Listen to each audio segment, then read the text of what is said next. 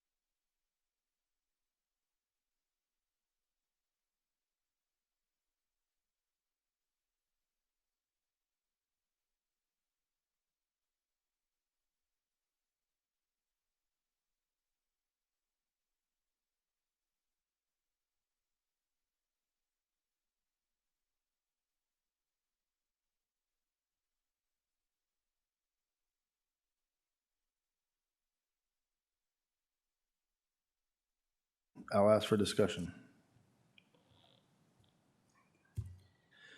Here, no discussion. Roll call again.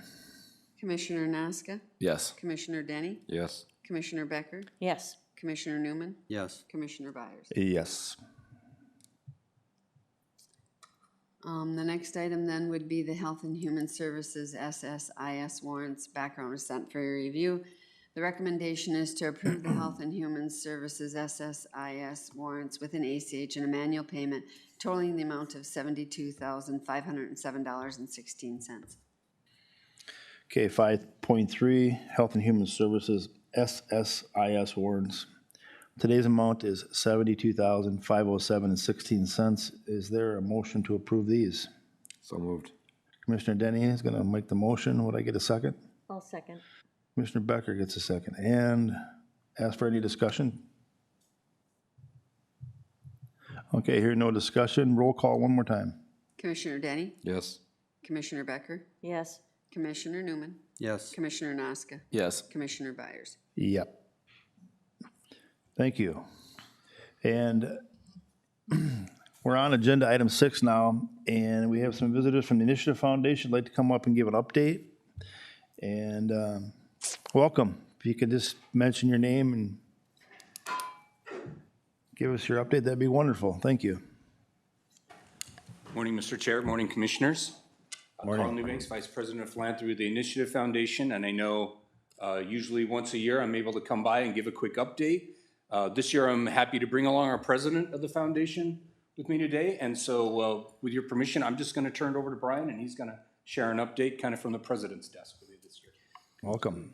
Yeah, thank you. Glad to be here. Good morning, Chair and Commissioners. Brian Verdi, the President of the Initiative Foundation. I'm really just grateful for your support, your investment in us certainly, but primarily in Todd County and all the people and places here, which is what really matters to us. We're really grateful to have an opportunity just to give you a brief annual update of some of the work we've done in Todd County and across the region. I don't want to assume you have deep knowledge of kind of who we are and what we do. I won't give you the founding story, but I do think it's meaningful to know a couple things. One is that we are celebrating our 40th anniversary this year, and so 40 years of doing really good rural economic and community development work across central Minnesota. And that the other is that we work primarily in 3 areas, which we have done essentially since our founding. The first area is economy, which is primarily for small business support. We provide low-interest loans to help startup entrepreneurs and folks grow small businesses across the county and the region. We train entrepreneurs. We provide a lot of free training, technical assistance, coaching to help folks do the good work that they need to be successful. And then we support entrepreneurship broadly and help folks kind of become participants in the local economy, whether it's starting businesses, working for businesses, doing workforce initiatives. Community for us is all around supporting really healthy communities. So we do work around nonprofits with grants and trainings. We support childcare solutions, helping folks address childcare shortages through all kinds of different variety of strategies and solutions. We do a lot of work on workforce housing. We do a lot of work in supporting downtowns, recreation, arts and culture, the kind of things folks really want to keep them rooted in community and rooted in place. And then our third category is around generosity, which is just supporting folks who are really invested in paying forward dollars in the communities and causes that they really care about. We do that in a variety of ways. We help folks here in Todd County and across the region host funds, support small town community funds, and we do all the hard administrative back-end work so they can do what they do best, which is raise money in community and give money to really good causes that they care about. So, and we do all that because we were founded to support rural people and places across Todd County and across the region for 40 years. And I'm really grateful to do that. As a couple of statistics, and I see you have this shared here on your screen, and we're always happy to provide more information too upon request around any of the work. We have over these 40 years received and brought in about $2.6 million for Todd County. Some of that's through investments that the county board makes, and other folks too. A lot of it is dollars that we seek through other sources and bring into the county. And through that have created $8.7 million of impact. And to us, that's a really profound number because it means not only are we bringing a lot of dollars into the county, but are really effective in making sure that those get to the places where people can do really good work for them. That's $3.40 for every dollar that we brought in, which we think is a really great return. Toward that bottom that's sort of our cumulative numbers, more than 700 grants, nearly $4 million. 150 scholarships to folks, primarily those graduating high school and seeking opportunities in workforce or in higher education. loans totaling $2.6 million, and that's a number that we know is actually probably getting closer to $3 million even this year. Retained nearly 1,000 jobs and leveraged more than $10 million in capital and brought into this county. And as a community foundation, as a nonprofit, that's really our work, and that's what we were designed to do. As just a couple impact stories that we're really pleased to share this year. We had this longstanding program called Thriving Communities that we restarted a couple years ago, and that's helping folks in small towns learn how to engage their community, decide what their future wants to be, and then how to lead projects and invest in that work. Last year, Staples joined our very first kind of renewed cohort, and this year Bertram is coming, and actually just this Thursday and Friday, we're gonna be doing the kickoff training for that. And that's an opportunity to train rural leaders, to give them grants to do good work, to invest in them. We've been really pleased over time, as you know, to make a lot of investments in Eagle Bend and the Hilltop Kitchen and the continuing housing project and some of the good work that's happening there. Right here in Long Prairie, we've invested a lot of free entrepreneurship training and helping folks start and buy businesses and real estate downtown to provide really great goods and services, retail businesses, gathering spaces, childcare, construction companies, catering companies, the kinds of things that local residents are really asking for, that folks were really excited to start. Some of you may know from our previous year's updates, we were really grateful to deliver a state program called Main Street that provided grants to downtown businesses to lead improvements. That was a great way of our work outside the region in supporting a program that was originally designed primarily for the metro area to make sure that a lot of that money came into rural Minnesota and came into central Minnesota, and resulted in hundreds of thousands of dollars in grants for small town businesses to improve exteriors and to invest in themselves. And then finally, just to mention a few things on some of our recent grants. We have had the great opportunity to, over the past year or so, deliver more than $100,000 to Lakewood Health, deliver almost $100,000 to food shelves across the region, and then on top of that, deliver another $150,000 in grants to Todd County nonprofits. So a lot of those are our own dollars that we love to invest and give grants to nonprofits. It also represents a lot of the work we do, which is going outside the region and advocating for the region to bring money in. And so some of those represent folks that we're looking to make grants to food shelves and make grants to healthcare organizations that may have been looking elsewhere until we got into relationship with them and really made the case for bringing that money here into this county and here across central Minnesota. We're really proud to do that. It's an important part of our work that we don't always get a chance to talk a lot about, but we take really seriously because we know folks like you on the ground in community and the county are doing the work here, and part of our work is to go outside the region and find a lot of resources to support that good work. And so just over the past years, to be able to point to be somewhere between $150,000 and $250,000 that we were able to bring into this county to do that good work, we're really grateful for. And then I think just to close, as we're celebrating our 40th anniversary this year, we're having a number of regional celebrations.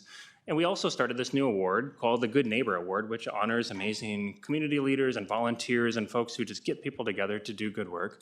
And we're really pleased to be honoring Verna. Verna Tenyon is part of her Hilltop work, her Todd County aging work, and all of her continuing tireless volunteer work over the years and the decades for everything that she's done. We're celebrating her on October 1st. We're giving her a grant, which we don't doubt she's going to put right back into a lot of the good work she's doing. And it's just a really kind of exemplary volunteer and somebody who we've really believed in and invested in over many years here. So that's a brief look at our highlights. I think the other thing I would just note is that these list of activities and these things that you have in your packet show how just consistently we invest in Todd County. We serve a broad region. We serve 14 counties and portions of 2 tribal nations, but we are really accountable to every county and every city we serve. And it's important to us every time we're here to have this really good list of investments that we've made. And this really just showcases some of the most recent ones over the last couple of years. And we know that that list gets updated, it grows, and every year we're always happy to highlight a couple news stories. And so with that, just where I open to close is just to continue expressing a lot of gratitude for your investment in our work as a regional economic developer, as a community developer. We believe that we're a great force multiplier for all the good things that you care about and invest in, and really appreciate the partnerships that we have with folks like Jackie and folks across the county. So thanks, and we're happy to take questions or to speak to anything more that we've provided in the materials. Well, thank you very much. That's pretty comprehensive. Commissioners, is there any questions for President Brian? Oh, Mr. Chair, I have one. Is there a cost associated with the grant writing 101? Oh, the grant writing 101. If we charge any costs for workshops, it's to help cover lunch. So I think it might be about $20. So, and most of them are free, yeah. There you go, good question. Anyone else? Do not, no. No? Okay, well, that's the update. I think our next agenda item would be annual contribution discussion. That's correct. So the background is Todd County Board of Commissioners has budgeted for an annual contribution to the Initiative Foundation in the past budget years. The Initiative Foundation is requesting confirmation on whether the contribution will be continued for the 2027 budget year, matching the previous year's allocation of $7,500. And so your options are to approve the annual contribution, and the amount is left open if you so choose to change that, or do not approve. And the recommendation is to approve the annual contribution set by you for the Initiative Foundation for 2027 budget year. Thank you. Commissioners, any discussion on this item? Otherwise, I would need a motion to approve this. We did go through this in the Finance Committee. I'll make the motion to approve the $7,500 annual contribution. Okay, we have a motion on the floor. The second would be needed to move it forward. I'll second that.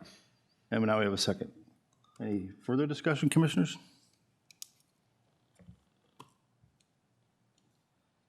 All right, I'm hearing no further discussion. Let's take a quick voice vote on this one. All those in favor can signify by saying aye. Aye. Opposed? Motion is carried. Thank you. Thank you, guys. Appreciate it, thank you. Thanks, guys. Happy to continue investing. Yep. Keep helping out Todd County.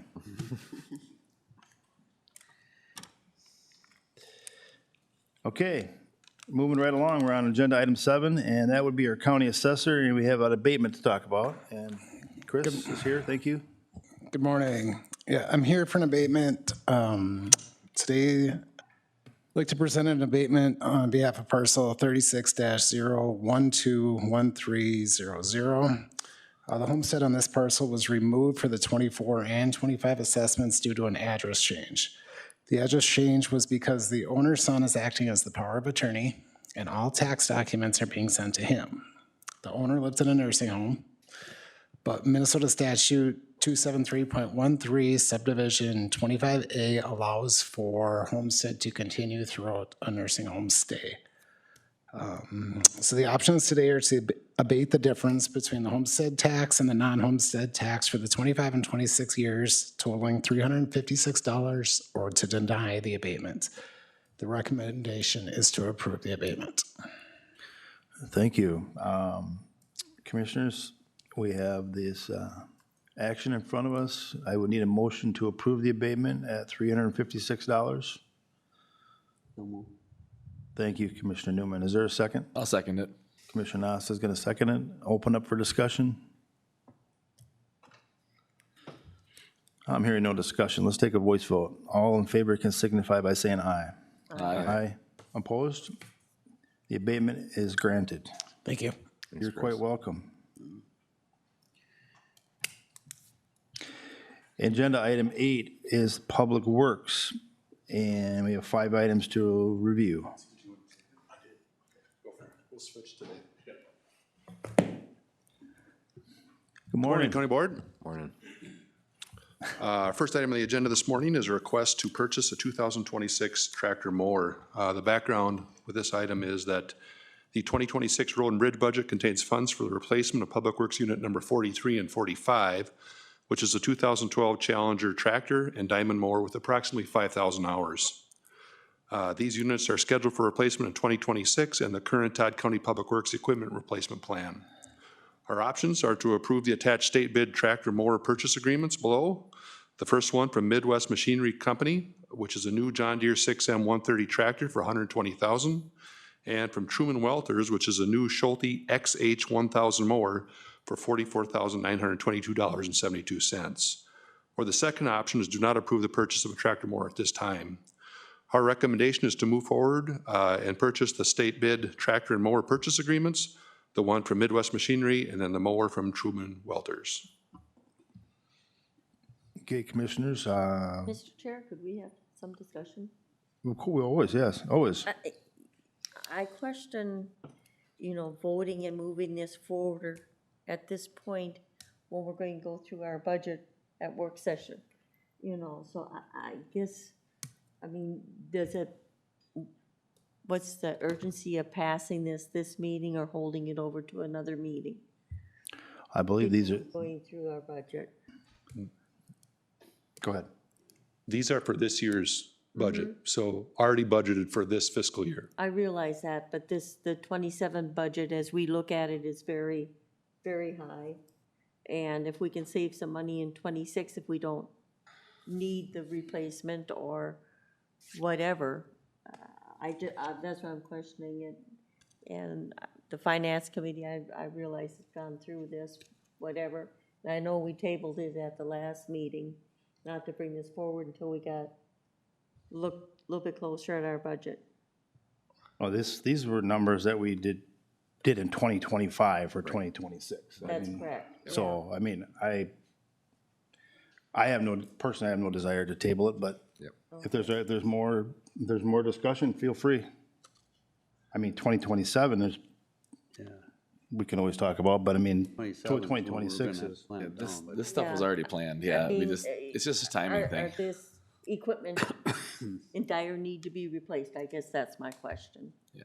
Well, in 2025 to 2026, that budgeting finance meeting that we approved and levied for already, we did not buy a plow truck, which if that purchase price is probably going to be $350,000 or something like that. That's how we saved the money. Right, in that last deal. year. These other three things, we said, we kind of gave the Public Works the option, tractor mower or plow truck, which one do you think you could do best without for this coming year? And that was the decision made, so. But now they're both coming forward at this meeting. Yeah, I'm sure, I'm guessing that, not getting ahead, but I'm guessing that the 2027 plow truck is probably some type of, if we get a purchase agreement now, we're gonna save some money on something, but I'll wait till that one comes forward, 8.4. Or if you want to talk about it, go If I ahead. can comment, yeah, so we do have the three purchases for this year's equipment, 2026. The tractor mower, the trailer, and then the pickup truck that was already approved The before. pickup truck was, and that was a Dodge before. Yep. Yeah. And then also included is the 2027 plow truck that is currently in our replacement plan, but obviously hasn't been budgeted yet. And the reason we're bringing it up now is because according to what we're hearing from the vendors, is that if we wait till August 31st, the price goes at least probably $30,000 because of the new federal emission standards. So if we are going to purchase a plow truck in the future, we can purchase it now, get on their list, and save $20,000 to $30,000 as of today. And that's the only reason I'm bringing it up today in 2026 for a 2027 purchase, just because we want to be ahead of the game and try to attempt to save 20 grand. Otherwise, I agree, it doesn't make sense for us to purchase something now in the budget times we are. But if we have the opportunity to save the money and we're going to do it anyways, now would be the time. Okay. And so we're on 8.1, which is the tractor mower. We can have more discussion and of course entertain a motion. So I'll leave it up to the commissioners to discuss more or make a motion. I'll make a motion to approve the tractor and mower for the 2026 year. Commissioner Denny is going to make that motion. Is there a second out there?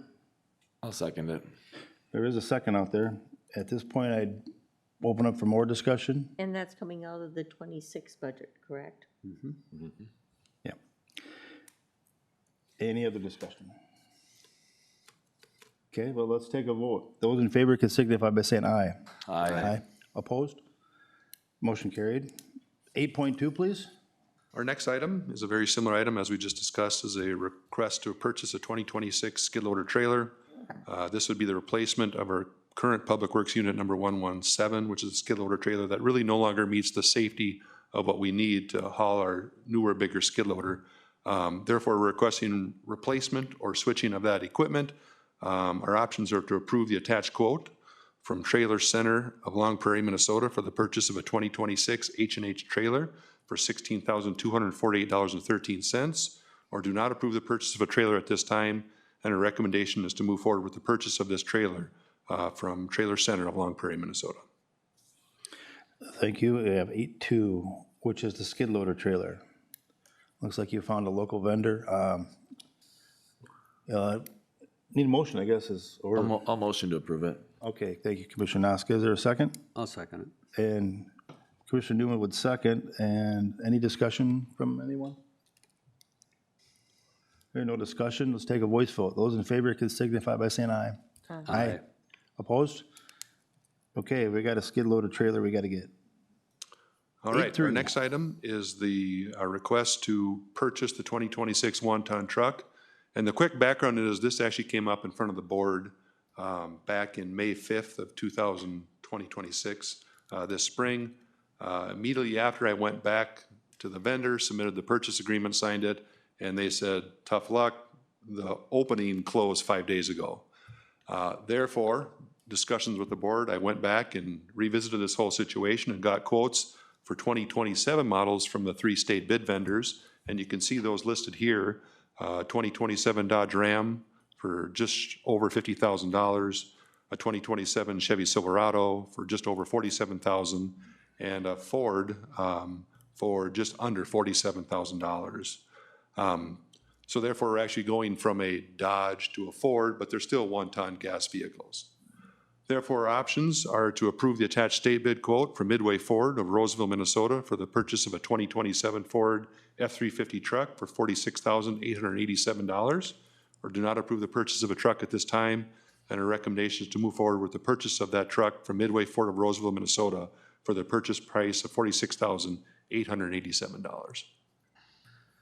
Okay, we have the F-350 that we're looking at. And I'll take a motion or discussion to approve that. I'll motion to approve it. Thank you. Is there a second? I'll second it. And we got a second. Discussion, commissioners. Ooh, 7-3. I hear no discussion. Let's take a voice vote. All those in favor can signify by saying aye. Aye. Opposed? Motion carried. Not lastly, I'm sorry. 8.4, we're on to the 2027 plow truck. Why don't we go through the scenario again? We're going to save some money if we do this? Yep, so this is on the list for the replacement of next year for this equipment. It's the replacement of Unit 57, which is a 20-ton Mack plow truck with about 225,000 miles. Anticipation of the increased production costs, because the new federal emission standards we're requesting to replace the unit at this time to beat the manufacturer's deadline of August 31st of 2026. Therefore, our options are to approve the attached state bid plow truck purchase agreement from Transwest Trucks for a new plow truck chassis for $147,588.72.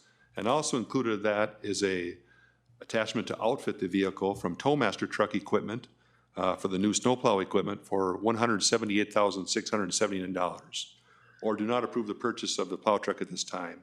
And our recommendation is to move forward with the purchase of the plow truck for the attached purchase agreements, one from Transwest Trucks and the other from Towmaster Truck and Equipment, for a total of $326,267.72. And this would be from the 2027 budget. Thank you. Discussion or motions from the team? I guess I'm going to jump in. I have a quick discussion item. So is it that the emissions is what's changing? They're going to change the emission standards, and or they have, or? They're coming. So in order to meet those new standards, they can make production up to this date. And then after that, they have to meet these new standards. And everybody's saying, all the vendors, all those suppliers, manufacturers are saying, in order to meet those standards, the price goes up. And obviously with new emission standards, new emission equipment, we really don't want to be the first ones to buy those, just in case there's bugs, which then end up being our problem in the future as we need to fix them. So if we can buy something on the old version or the old technology, we're a little safer. You usually don't want to buy the first version, you want to buy the second or third. So like leading edge, but not bleeding edge? Is what? Like leading edge, but not bleeding edge? Yeah, not the first. yeah. Okay. One other question I have is, and I never thought about this in finance committee last year or two, but when we buy a chassis, do we always need to buy the plow I mean, is it the stuff we have, like the current plow, the 178,679, is that? That basically comes with the frame, the axles, and the cab and the engine. And then we send it to the outfitter I think it's out of Litchfield, and they put the plow, the underbody, the box, all the attachments to the truck. Oh. So they finish it off. So basically you get the skeleton, then you get to put all the skin on it? Yeah, Thank you, yeah. I wasn't sure what thanks. Just one other question, if I could. A trade-in value is like 25,000. Is that a better trade-in value than putting it on an auction? Yeah, like last time we brought it up, if we look back, it was down to like 15, 16,000. So the price of used equipment are coming up. We obviously could go to an auction, but the risk is whether or not you're gonna get any additional money. So we've seen actually these prices go up over time, which is a good sign for us, so. I think I brought this up a couple, maybe year one when I was on the team, but like, is there no market or nobody that would like, a municipality wouldn't want this, or, you know, a city There's of always- Staples, city of Staples wouldn't need one, or they just, There's always the option, but a lot of municipalities don't like our version of a plow truck. They like more of a single axle, which is a little more maneuverable in the city limits. We have big tandem axle trucks that are built for big time plowing out on, not the prairie, but out in the country. So, well, I but just. that's I- what serves us the yeah, best. I just, if we could help the municipalities in our counties, that would be great too. I know, Mike, you helped with some of our team with equipment and stuff before, so. A lot of, if I may, a lot of times, various contractors that work for townships, let's say a Herderine, a Walsh, or various ones, even a Statama out of the Broward area, will hear that we're selling, and they'll actually work with the vendor to basically purchase the equipment, which then ends up being in Todd County anyways, and they use that to service their clients, which is the townships. Gotcha. Okay. Well, I've exhausted my discussion items. Anyone else? Mr. Chair, what else is on the 2027 purchase besides the plow truck? I believe there's another pickup on there, but that's a great question. I don't know if I have that. I do have that. It's a 1-ton dump truck, which we have in the equipment replacement plan, which was submitted in the budget. And that value is right at $110,000. But we're not requesting that at this time.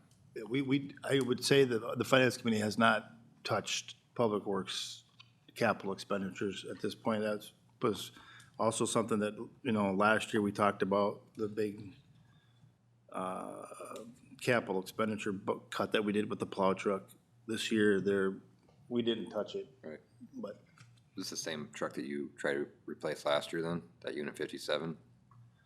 This is the same one. I Yep. think, Yep. I think So this- our sheriff stepped up and did a lot of stuff this year.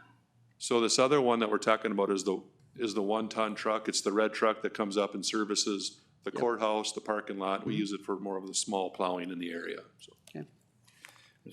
But it's nearly, it was built in 2000, so it's seen better days, but Okay. could it last another couple of years? Absolutely, but we're trying to keep ahead of the game, so.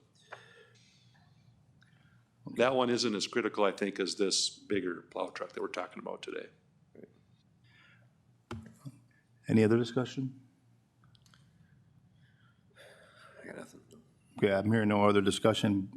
We'll need a motion to move forward on the 2027 plow truck. I'll motion move it.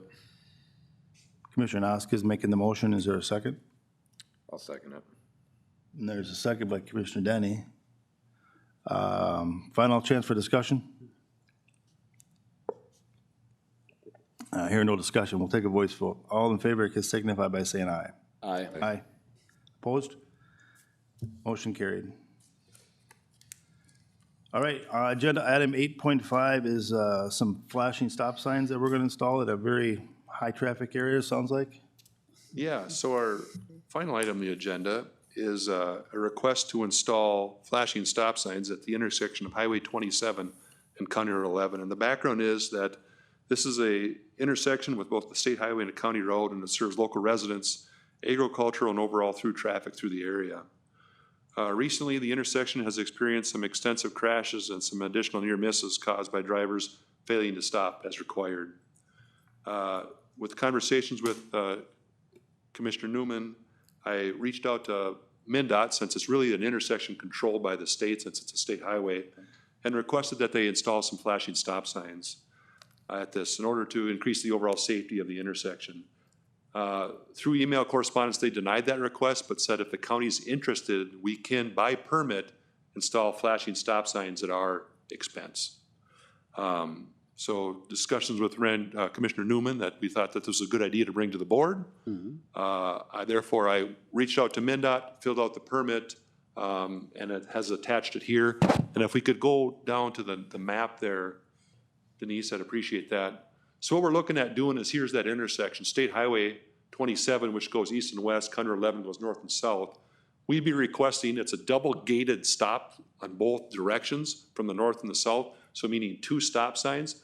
We'd be requesting to install a stop sign, a flashing stop sign, just on the right side. So northbound right, and then southbound on the right there. So not both, but just one, just to reduce the cost. But in our opinion, we think if we at least have one flashing stop sign, it'll at least bring attention to the intersection and hopefully cause people to slow down, stop, and make a good decision moving into the intersection. Making sense so far? Correct, yep.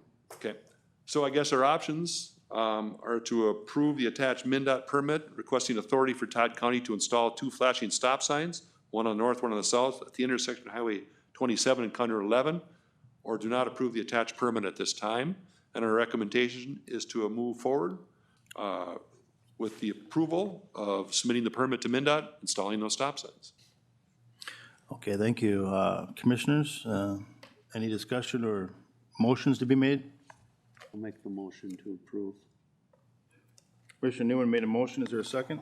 I'll second it. Oh, wait a minute. Well, I don't know which one. Barb got the second, I There you think. go. Any last discussion?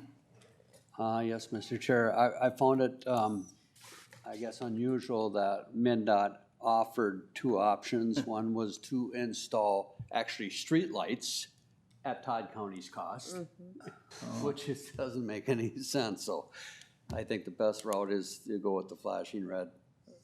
If I may comment on that, yes, we would install them at our expense and then continued maintenance and power at our expense. Exactly. These being solar, hopefully there will be no additional continual maintenance costs or operational costs. Right. So I'm glad you brought that up. That's It crazy. will be real interesting to see if this makes a difference on this intersection, because there's other intersections within Todd County that are very dangerous that, you know, is maybe something, a program that we continue on for the safety of our constituents and people traveling through the county. Yeah, we have also a number of one of these out throughout the area. They can, but sometimes even with flashing stop signs, people make poor decisions. Yeah. So, Well, hopefully this will help prevent. That one this summer could have been a doozy, where that semi hit the bus. Okay, we have motions and discussion. Any last discussion? Hearing no last discussion, let's take a voice vote. All in favor can signify by saying aye. Aye. Aye. Opposed? We got it carried. Thank you. all right, thank you. Thanks, Lauren. And agenda item 9 would be facilities. We got an update on the historic trim. Good morning. So the background on this, it was requested at the department head meeting to discuss at the board meeting to give an update on the historic trim project and how it is going to affect the public entry. And I just want to start off by, last week I was contacted that our contractor, High Tech Construction, would be coming in Monday, yesterday, and starting with some of the construction, the demolition of the trim. Therefore, it's affecting how our public can enter our buildings, which affect, you know, everybody in the historic building as far as who we, all our departments. On the hilltop right now, there is little to no access from the north side, so which is our only ADA accessible access. So what we're doing currently, my facilities department, we're putting up signs at the bottom of the hilltop that will instruct you on who to call when you have a question for access and you're a little bit confused on where exactly you should go in to the building. It has every department listed. It also highlights just a couple things like driver's license and voting and those type of things, just so you kind of know which department if you're unfamiliar with what department you might need to contact. It highlights a couple of those things so you know who to contact. One will be at the lower level of the hilltop parking. The other one will be at the north entrance. I encourage people to use the north entrance if you are able to use stairs, as that entrances will remain open. So that entrance will basically be the main level for the next month and a half, 2 months. Then take the elevator to the appropriate floor. For ADA accessibility, we have had, the contractor has had a couple times already throughout the days where he's stopped his process to let individuals through, but we're gonna very limited that with the signs because every time the contractor stops, right, it just delays the project. So we will not be doing that every day. It's just in certain occasions that we have. So please, for the public, call the numbers on the sign, and the individual departments have figured out ways to accommodate you the best they can. Obviously, this is just a temporary thing we're anticipating roughly the next 2 months, so. Mr. Chair, I guess Yep. my first comment and question is what's going to happen with voting? With I mean, if you're voting, talking 2 months, we're going to be running with into voting, that. understand that you're still gonna be able to access the building, so anyone of you that is able to walk with stairs, you can still come in the north side and get to the voting machine. So it's just limiting the people that have ADA accessibility issues. So if you can walk and use the stairs, you can come in to vote. If you have a problem with getting to that voting, we have Denise, the auditor treasurer's number on. Call and say you'd like to come in and vote, and then we will shut down the process in order to get you in to vote. Okay, but it All is right. going to take that long for them to, It is going to be a little bit of a process if we need to get you in to vote. Again, it is a temporary solution. Now, here's the other thing I'd like to add on that. During that 2-month time frame, they're starting on the north and west side to try and get those done first. So as soon as those are done, the north access will be back and open. So it's not for the whole timeline is it going to be down, understand? So that's where it's just initially when we talked about it with the contractor, we said, let's get this done first because this is going to be an issue. And that's why we chose to start there. Let's just rip the Band-Aid off right away, if you will, and start with the ugliness first. And in the sense for safety too, understand that the trim has fallen off in spots and is rotten. So we're also doing this for a public safety. Please respect the areas that we have roped off, employees as well, because we're keeping you out of those areas to keep you safe. All right. So it's not, we don't want to limit it. It's just part of the project process. So. So, Mr. Chair. Yes, sir. Early voting starts mid-September, correct? So it would probably be wise if somebody got on the radio Yep. or bought some radio ads and just get that message out to the public that this building is under construction and they need to pay attention. Yep. So that's why I'm here today, right, to be a part of that. And then also Jackie, our county coordinator, is on tomorrow, so she's going to be putting that out on the radio. And probably when she's down there because of recommendation, now we'll buy some more ad and put that on the radio even more. There's a lot of elderly that drive up here in their vehicles, okay? And our treasurer staff does go out and help them vote. And that's very critical that we meet their needs. Yep. And we're going to, obviously, like we talked, we're going to do that. The other thing we talked about is just, you know, every individual department, it's going to be different for them, and they're gonna have to, it's gonna affect them, right? So they need to have their own plan within. And actually, Mitch, I was moved up to yesterday morning. So I Oh, did go on okay. the radio, KUIL, yesterday morning, and gave the phone number. And Cliff Klein is also going to be announcing the number periodically from now on. And so for those citizens at home, please call ahead to 320-732-6447, and we can advise you if you're planning to come up to the courthouse for any business. And he will be announcing that throughout the day as well. I'd like to make another comment, Mr. Chair, if I can. It's not only voting season, but it's tax-paying season, and that is a huge issue. If that's completely blocked off, people won't, that can't make the stairs. So I would encourage them to mail their tax statements in. I know a lot of elderly do not like to do that. They like to go to the bank, they like to get cash, and they like to walk it over. So I'm encouraging in this message that they do send tax statements in via the mail, even though that's not their preference. We also have a drop box on the north side of the entry that is accessible for handicap accessibility for the Auditor Treasurer Department to, if you'd like to drop those things off there as well. And I always put a statement, ad in the paper about reminder for paying taxes. So it'll be extensive on this if that construction is still happening.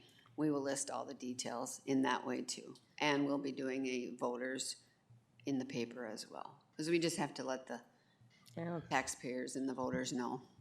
For those that are directionally challenged, maybe take a picture of the drop box so they see the front of the building, and then they can just put it on our Facebook or whatever page we got, county page, you know? Sometimes north looks west or east to some people, so. Okay, great. Good discussion. Mitch, anything else on that one? Thank you for the update. Yep. Very good job. Yeah.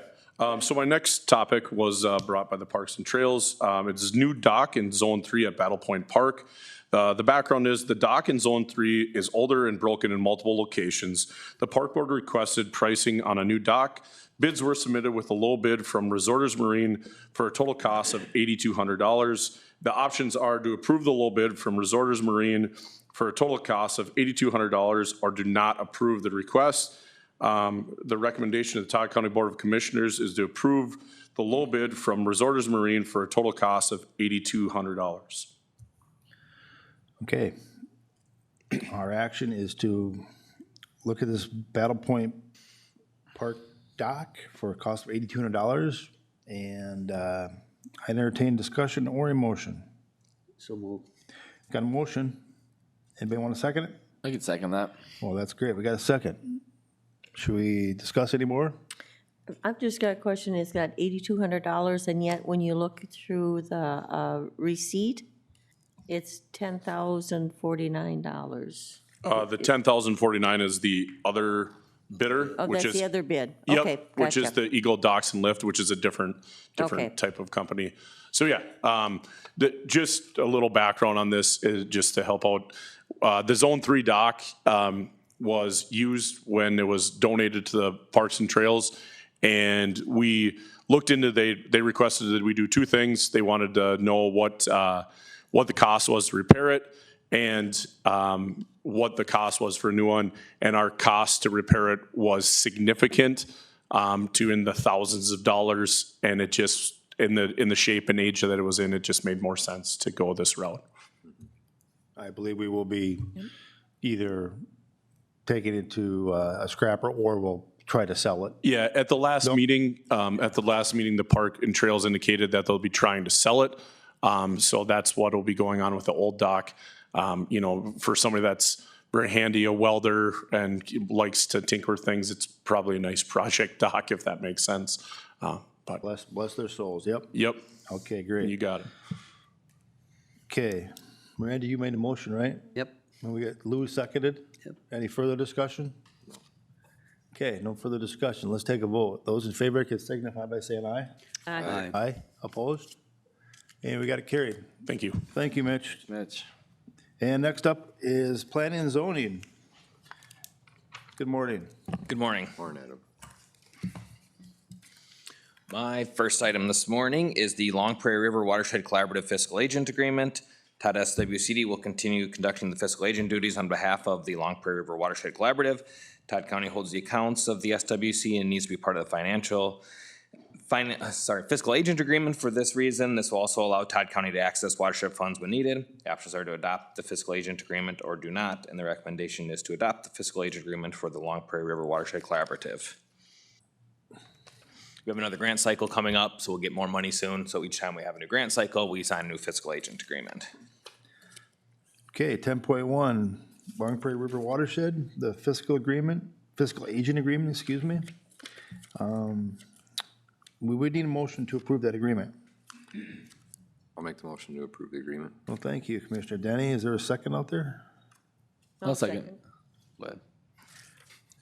Barb got the second. That's fine. Yep. Yep, Barb got the second. And discussion. Okay, here no discussion. Let's take a voice vote. All in favor signify by saying aye. Aye. Aye. Opposed? And carried. Thank you. 10.2 now. All right, the Gingrich request for CUP, an application for CUP to establish temporary family housing on parcel 13-000-3502 in Iona Township was submitted on June 1st. The application was reviewed by the Planning Commission during the July and August public hearing, and the final recommendation from the Planning Commission was to grant the CUP with the conditions identified below. Options are to grant the CUP with conditions, establish findings, and deny the CUP, or remand it back to the Planning Commission. Recommendation is to adopt the findings of the Planning Commission and grant the CUP with the following conditions.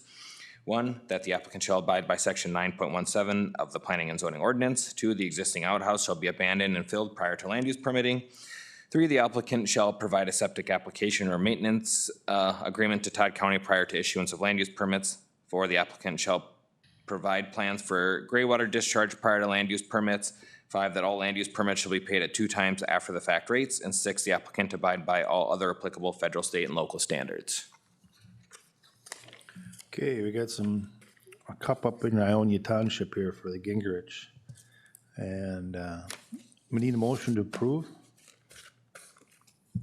I'll make the motion to approve the CUP with conditions. With conditions, okay. And is there a second with conditions?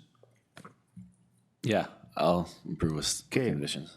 Commissioner Nass is going to second it and open up for discussion. Yes, Mr. Chair, I got a question. On the outhouse, if they wanted to keep that and put a 250-gallon tank, we'd permit that, correct? They could do, if they're gonna do an actual real holding tank, our ordinance has a minimum sizing requirement of 1,500 gallons. That particular area does not work for an earthen privy very well because the groundwater comes up, so they'd have to be a raised privy. So they could do a holding tank. The issue with the outhouse that they had was that they constructed on their own, no permitting. This is all after the fact stuff. It wouldn't meet the setback to the house. So they have to move something away. They've already put a porta potty out there, and we'll have a maintenance agreement for that because it is temporary family housing. So they didn't want to do a permanent solution, but we're going to find a permanent solution to the existing outhouse so that is not used for that purpose anymore. Yeah, because the reason I asked, I mean, St. Louis County, $100 permit, as long as you put a tank that 250 plus, you can do it in an outhouse. Yeah, and we could look at that as an option too. We do have language about 1,500 gallon holding tank minimum size, but this is a little bit different than your typical holding tank. It would be an outhouse scenario. But yeah, we could find a solution like that, but they're not looking to do a more permanent in-ground solution in this case. They want something temporary that will meet the requirements because they have every intention of taking this house and moving it once they're able to purchase another piece of land. They just moved here is my understanding.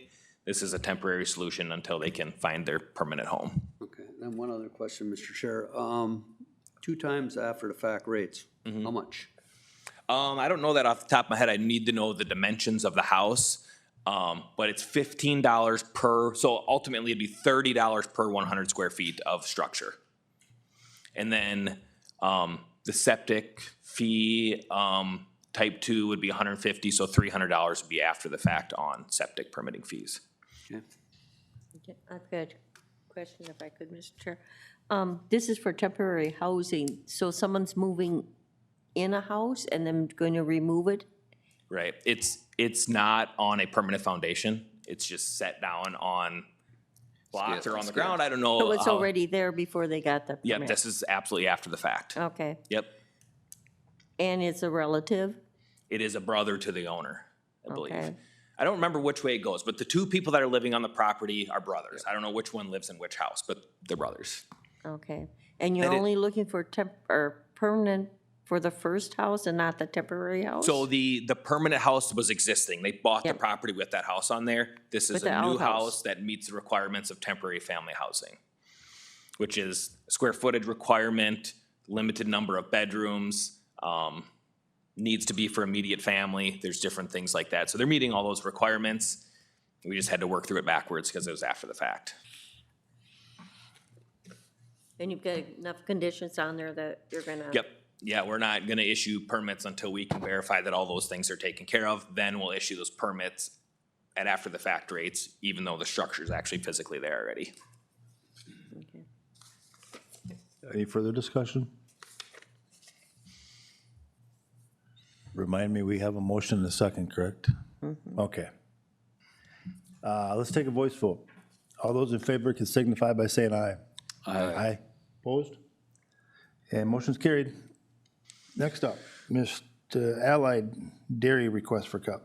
Yes, this is for Allied Dairy, an application for a CUP to expand an existing feedlot from 1,471.7 animal units to 2,471.3 animal units on parcels 2700210000 and 2700216001 in West Union Township.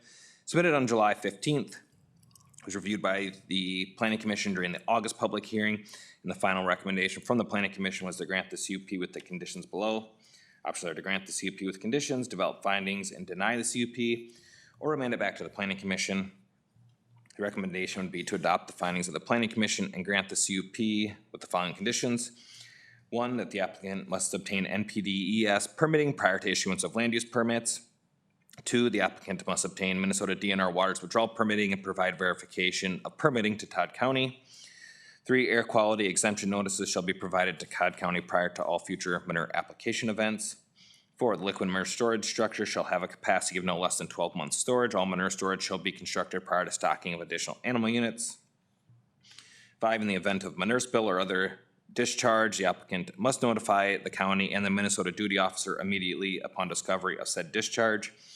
Six, the applicant shall maintain and adhere to the updated manure management plans, setback maps, soil sampling, and manure analysis as required by MPCA feedlot rules. Manure management records shall be made available to Todd County upon request.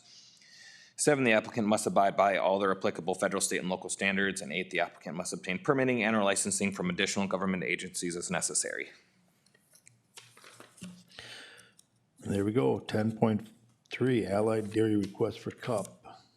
We need a motion to approve or discussion. I'll motion to approve, but then I'd like some discussion after. Okay, we have a motion to approve with discussion afterwards. Is there a second? Yep, I'll second it. Yep, we got a second. And let's go move on to that discussion. All right, first thing, Adam, I see you mentioned in the first condition, the applicant must obtain NPDES permitting prior to issuance of land use permits. Does that also apply to number 2 and number 4? Yeah, we can clarify that certainly. and Yeah, just add that. I would like to see that prior. I would like to see them obtain the DNR waters and have the storage structure with no less than 12 months of storage prior to issuing- any issuance of Yeah. the permits as well. So we can add that as a condition, Yeah. basically to say prior to land use permits on 1, 2, and 4. Is that what I'm understanding? Okay. Yeah. Mr. Chair, got a question. Yeah, go for it, Commissioner Newman. So, you got 8 recommendations there, or conditions. My question is, as a commissioner, I'm voting to approve a cup or deny a cup. How do I know after, if I vote yes or no, that these 8 things are gonna be followed through? We do not record the CUP until those conditions are met. And so it's really on us How to. do I know that? I don't I get, guess I don't get an email saying, geez, Commissioner Newman, this is in your district. They've met all the conditions, everything's moving forward. I don't have a clue. Yeah, I understand that. So if that's something you'd like, we can certainly provide updates as it moves along. I guess I don't know the answer beyond that. Well, The and conditions, if somebody asks me, you know, if a constituent asks me, hey, did they meet all their conditions? How the hell do I know if I don't have Sure. an answer? and we're happy to provide it at any time, but if you want updates as we move along this, if we're issuing permits, we'll try to make that a priority to just give you those updates quickly. That would be a good idea. Sure. Just to comment on that too, there has been some construction, some stuff up in my area that I have called Adam just to double check and just see if everything was put in place prior to the construction. And immediately I got an answer back saying yes, you know, before anything was issued, because I know we have a lot of stuff changing hands up in our area a lot of times, so I want to make sure everyone's playing by the same rules, so. So, Mr. Chair, the other question is this is right by Ashley Creek, correct? Ashley Creek's a little further east of there, but there is a drainage that goes through this property and connects over to Ashley Creek, yes. They're meeting the 300-foot setback to all of that. So did Sauk River Watershed have anything to say about this? Since We did I not think he's receive in the anything from them. Sauk Lake? We did not receive any comments on this one. Actually, I don't think we received any comments, period, on this one. I reached out to the DNR directly about the waters withdrawal permitting, and that's where we added that condition because they are going to need a permit. They have an active permit, but they need a permit amendment for their extra water use. DNR did not see an issue with any groundwater in that area, so I sought that comment out, but outside of that, we received nothing. Okay. If I can just summarize here, so we're going to add the words prior to on number 1, 2, and 4, correct? The one already has it, One, so yeah. just number 2 and number 4. However, number 4, I didn't think about this prior, but does number 4 need, do they need to expand their liquid manure structure? Do they need to? Do they need to meet that 12 months of storage? Yeah, and we have engineered plans. And they'll need a permit for that, though. Land use permit for They that. So I would can't require them not- to get a land use permit before. Yeah, they would need their feedlot, their NPDS permit for that expansion. We'll issue the permit on the building itself. Okay, that's, But yeah. but Okay. with your suggestion, we can hold that permit The building permit. till we get till we get verification that, that the manure storage is constructed. Yeah. Then issue the Right. permit. Okay, everybody got that? And then you'll follow up with, you know, maybe we have this discussion in a work session or whatever, but maybe that's a good idea for all, if it's in your districts, you might want to know. We'll talk, we'll work through that in, you know, department head or some meeting. We got meetings here, so. Okay. Mr. Chair, may I ask? Yeah, go ahead. Adam, you'll be sending a revised Yeah. DA to my office? Yep, yeah, so I can read it just for the record here. It'd be, number 1 won't change, but following that lead, it'd be applicant must obtain must obtain Minnesota DNR waters withdrawal permitting and provide fair verification of permitting to Todd County prior to issuance of land use permits. So we'll add that statement at the end. And number 4 would liquid manure storage structure shall have the capacity of no less than 12 months of storage, and that all manure storage shall be constructed prior to issuance of land use permits, because they wouldn't be able to stock it. So we'll edit the prior to stocking additional animal units, we'll replace that with prior to issuance of land use permits. Right, Okay. got it. And yes, I will send an updated one. Perfect, thank you. Okay.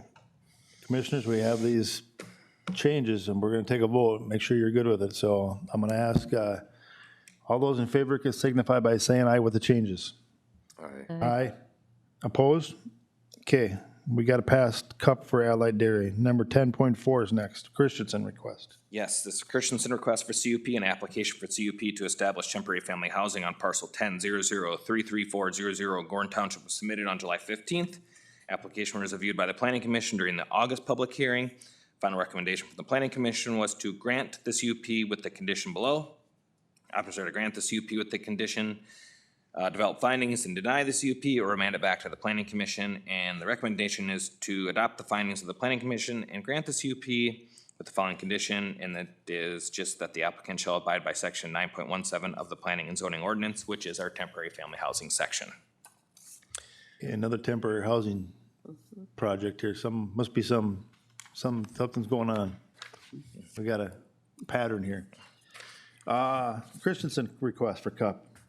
Commissioners, is there a motion? So move. And is there a second? I'll second. Got a quick motion, a second. Any discussion? I'm hearing no discussion. Let's take a vote. All in favor can signify by saying aye. Aye. Opposed? Motion's carried.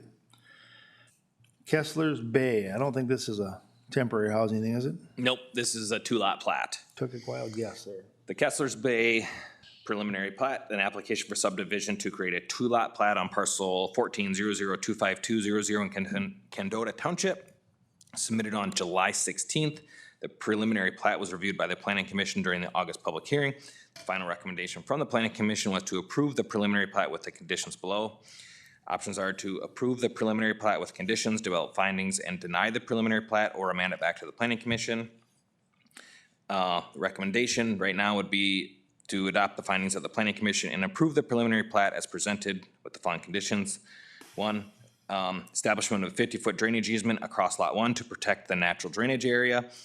Two, no new accesses shall be allowed for access from US 71. Three, there shall be no vegetative alterations within that drainage easement. Four, the applicant shall abide by other applicable federal, state, and local standards. And just to add to that, I did receive correspondence from DOT at the very, very end of the day yesterday. And their concerns were, Denise, if we can bring maybe the preliminary plat drawing up, because it shows the access. One more maybe, or two more. Yeah, right there. You might have to zoom out a little bit. Their concern was with the access coming off of 71. It runs parallel to 71 before it accesses. And if you don't mind, I'll just point it out here. Yep, that's perfect right there. This is the driveway off of 71 right here that accesses this lot 2 down here with the existing building site. They do not allow parallel accesses to the highway. So their request was to either, we'll initially take this off and have it run through lot 1 into lot 2, or they could move that driveway and have one shared access here. So that was what their concern was with that parallel driveway. And we got this at the very end of the day yesterday. So I guess the board can decide here. I guess my recommendation is maybe that we just remand this back to the Planning Commission. I have not had an opportunity to talk with the landowners about this, and I don't want to blindside them with anything. So I think the cleanest way would be to remand it back. I can talk with the landowners about their options. They can be prepared for that next Planning Commission meeting so we can establish conditions. Because if we're gonna go with option 1, we're gonna want a condition about an access easement across lot 1 to lot 2, or if they wanna move the driveway, we can condition it that direction. Well, I'm good to, I'm thinking, you're telling us what you would, Yeah, Probably I the best thing move to do that to we remand move it it back, back so. to the let's remand planning it, and yep. zoning, yeah. we'll take your recommendation. We'll remand it back to the Planning Commission for further consideration, please. Okay. We need, we'll take Yeah, a- do that in the yeah, I we're did a still- motion, so I think you need a. I'm sorry. Could I get a motion to? Barb did. Barb did, okay. Thank you, Barb. Second. And Randy seconded. I was talking too much. I didn't hear you. Okay, can I get a quick vote on remanding back? Those in favor signify by saying aye. Aye. Aye. Aye. Opposed? Motion to remand back. Okay. 10-6, please, the Sacred Heart Cemetery plot. Yes, the Sacred Heart Cemetery plot, and this is the Browerville site. I understand that there is a Sacred Heart in Staples now too, but this is in Browerville. But the Sacred Heart Edition final plat was approved on 6/2/26. The cemetery plat attached here needs approval of the commissioners for the board chair to sign prior to the recording.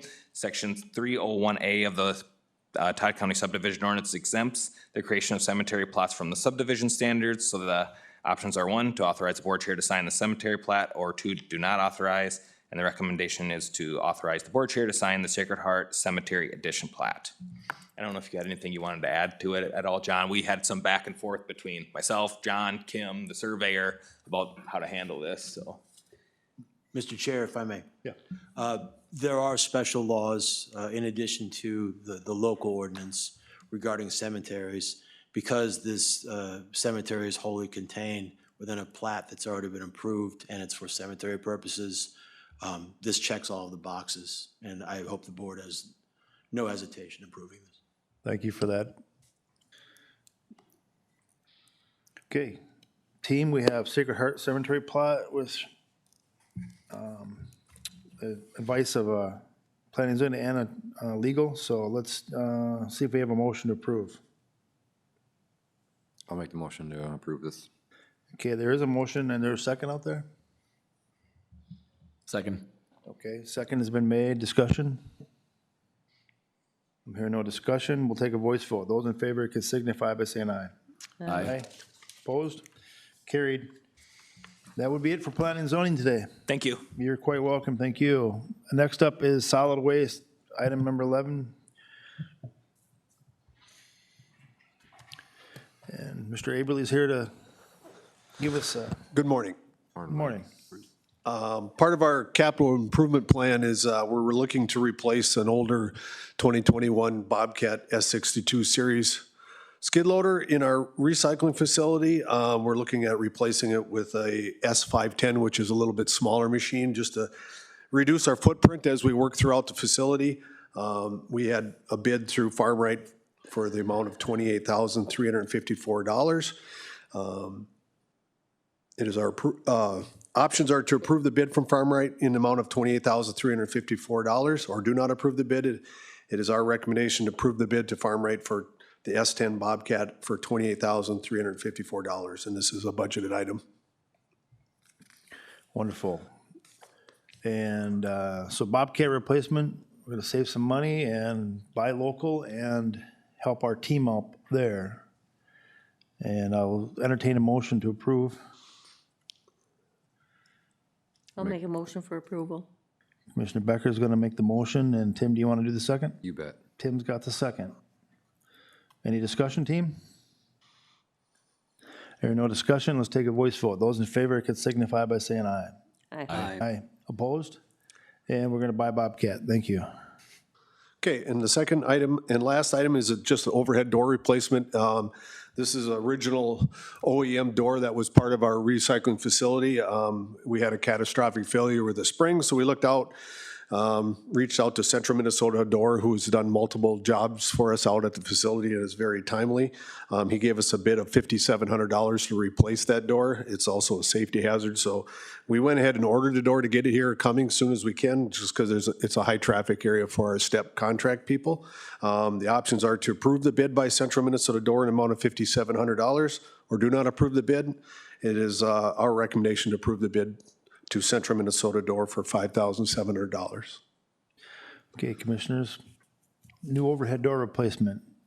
We were all up there, we saw what it looked like, so I'm assuming this is going to be a quick one. Any Motion to approve. motion to approve by Mr. Noska? I'll second. Mr. Becker's got a second. Any discussion? There no discussion, we'll take a voice vote. In favor can signify by saying aye. Aye. Opposed? All right, let's get it replaced, get it safe. All right, thank you. Thank you, Mr. Aberle. Thanks, Mike. And we have the last amendment 12.1, which I'm calling hiring and employment and whatever. This was added, Commissioner Newman wanted to have a discussion about hiring in Todd County and potential freezes on replacements, additions, things like that. So I'll let him jump in first. So, Mr. Chair. Thank you. And Board, in the past, the county has implemented a hard hiring freeze to help control the levy. The way our budget is looking right now, I really feel that we have a need to do that. The hard freeze would be no new hires. Replacement hires would be permitted with justification. Okay? Like I said, the future of our levy does not look good for the next couple of years. We need to be proactive on this. And when we had an administrator, our administrator come in, and we were down to, I think, in 2012, to like 213 employees. I mean, he come in and we eliminated a bunch of positions. So And right now, we're right back up where we were before those cuts were even implemented. So, you know, sometimes you have to do more with less, but I see it coming. I don't want to have a expo building full of mad constituents. And I think this will show them that we are concerned about what's happening, so. Okay. Go ahead. No, that's, I'm gonna ask Jackie, I know I've kind of thought about this subject myself, and I actually, had sent something to Jackie and Lisa Guzik about, and maybe a more hardy or robust justification for replacements also, which the goal there would be to really monetize like why this, you know, the pluses and the negatives, is it a statutory position we gotta fill, are there safety concerns, are there, you know, it's, I don't wanna make more work for our department heads, but given the financial future outlook, we do need to really justify every hire, because labor is the biggest driver of our 2027 budget, is increased labor costs, so. And commissioners, I think that is completely appropriate. When we review other counties, they have a justification document that people bring to personnel or to the committee to justify when they are looking for a replacement position. It's right now, currently Lisa is reviewing it, and she's taking an example that Commissioner Byers found from another county or entity, and she is tailoring it for our needs so that it fits for Todd County. But once she's complete with that, which I know she was working on it earlier this week, it will be used in the personnel committee meeting so that when people come with a position to be replaced, that they're bringing the data and they're bringing the justification so that each and every position is looked at really in depth by the personnel committee. And it's pretty typical that other counties are doing that or starting to do that, so. If I could, Mr. Chair, I guess not only that, but I also like to look into the full-time staff and part-time people, and also salary and comp, because I know the comp that, and how we're doing it, if we're doing it correctly or not, you know, because some of these comp hours just get unbelievable. And that's a liability to the county that we have to pay out.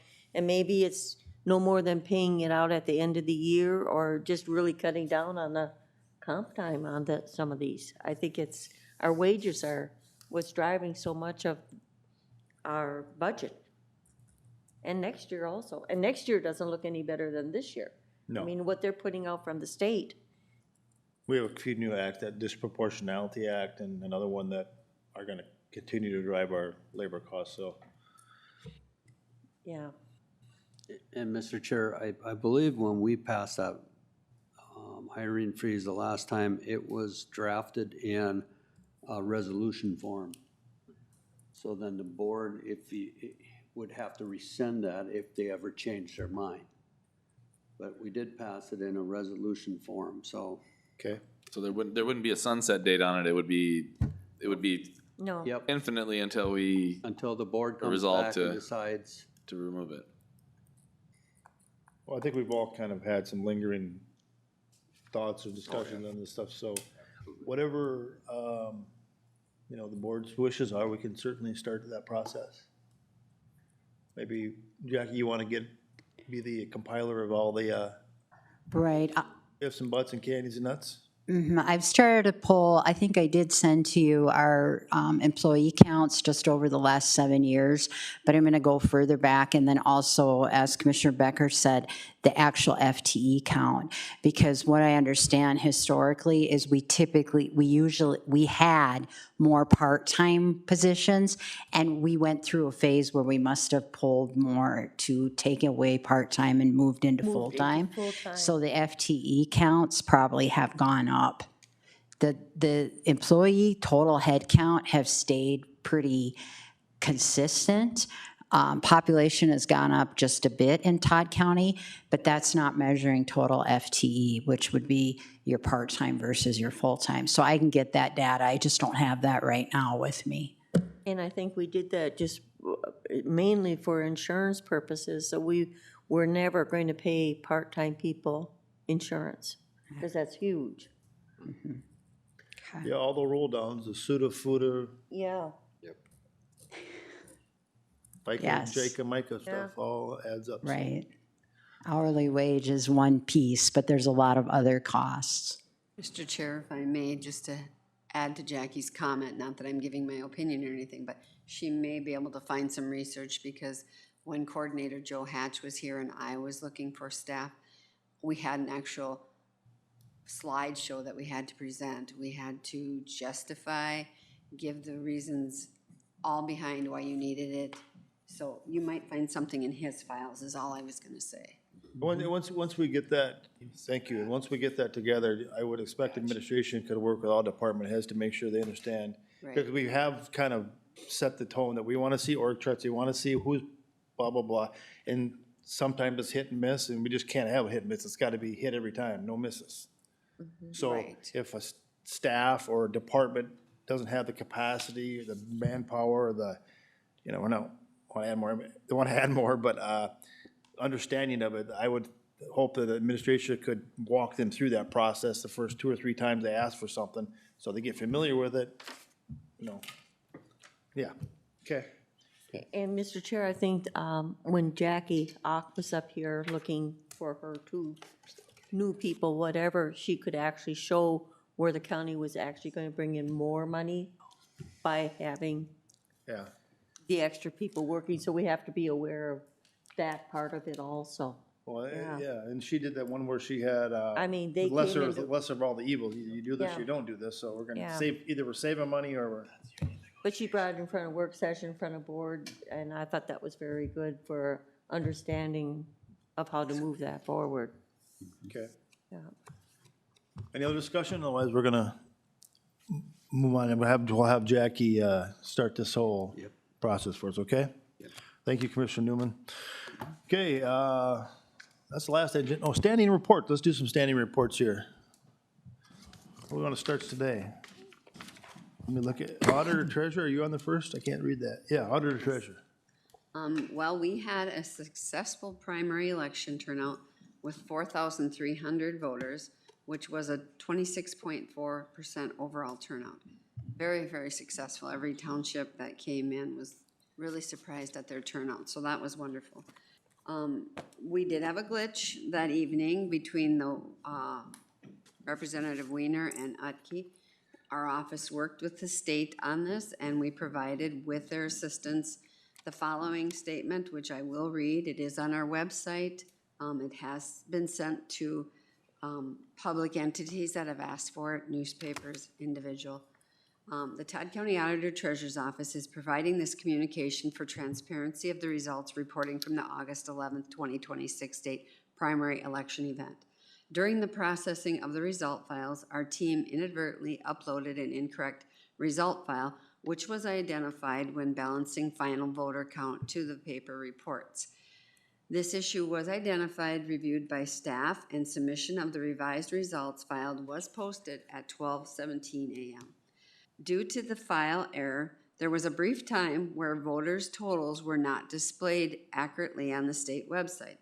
The Todd County Canvassing Board met on August 13th, 2026 to review the unofficial results prior to final certification. Now, Tuesday, the 18th, which is today, the state will be having their canvassing board review all of our results. This was just a human error of uploading an incorrect file. Unfortunately, the vendors list the files as the same names, and that comes to us. We don't have a choice of renaming them.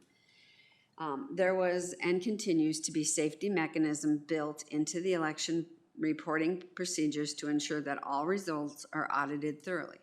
This error was identified immediately and resolved as swiftly as possible. Unfortunately, there was a time delay to repair such errors. All results posted on election night remain unofficial until the canvassing board meets. Todd County's canvassing board met on Thursday, August 13th, as I said, and reviewed all individual precincts' data before adopting Todd County's final official results. There were no discrepancies found on the results of Todd County, and they remain as shown on the State of Secretary's website. The State Canvassing Board is set to meet today, Tuesday, August 18th, where the results for all state and federal offices will be reviewed and made official. We have made that a public statement. Again, it was just human error.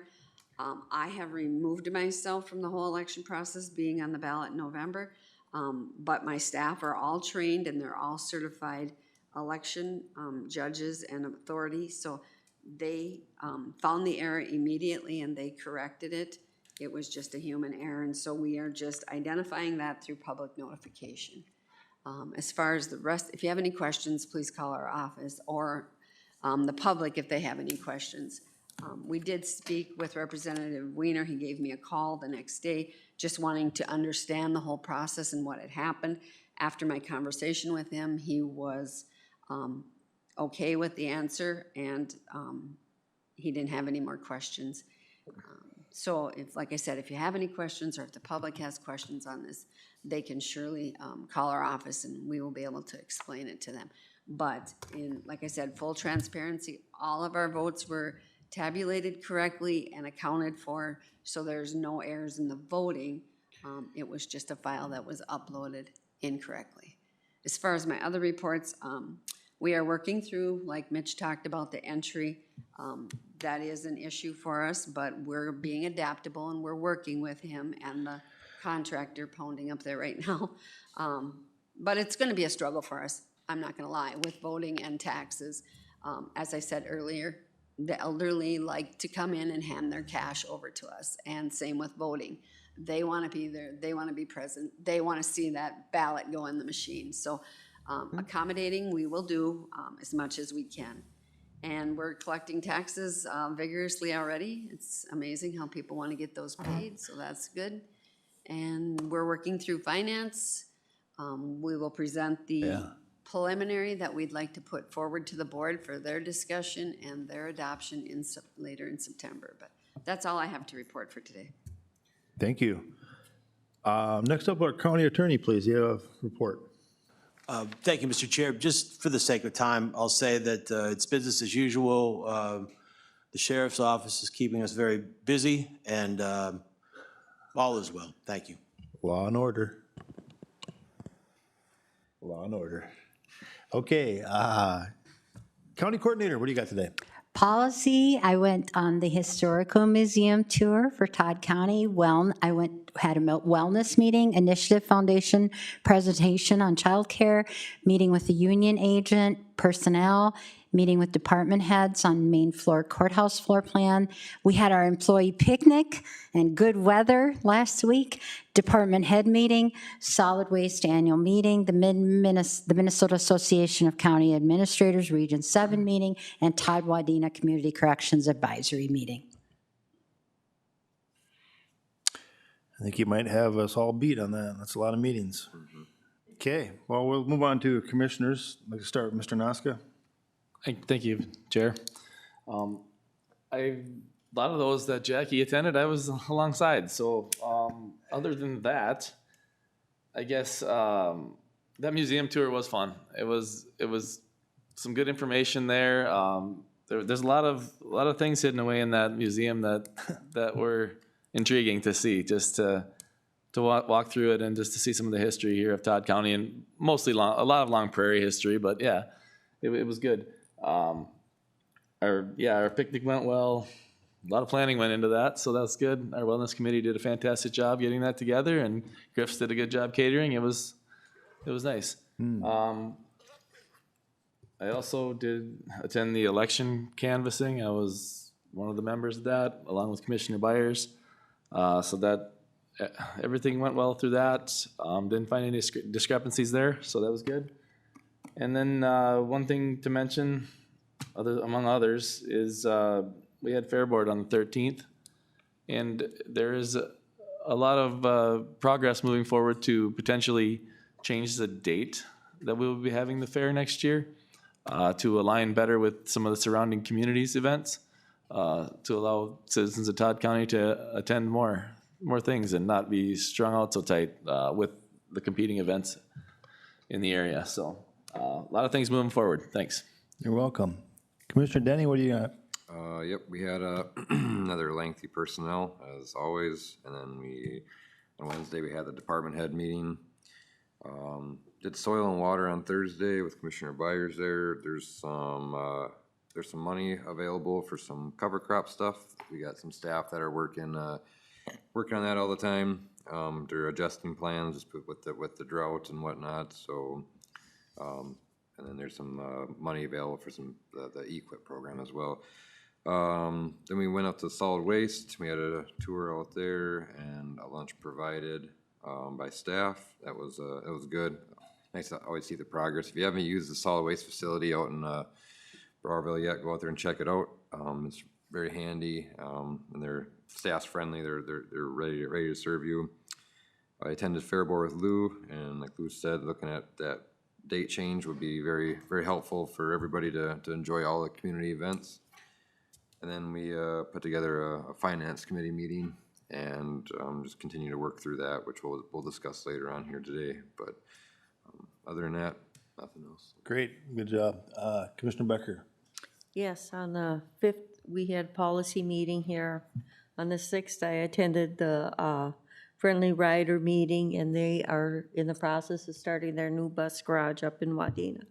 And they're going with propane buses. They've got, I believe, 3 of them. It's a pilot project out of the state of Minnesota.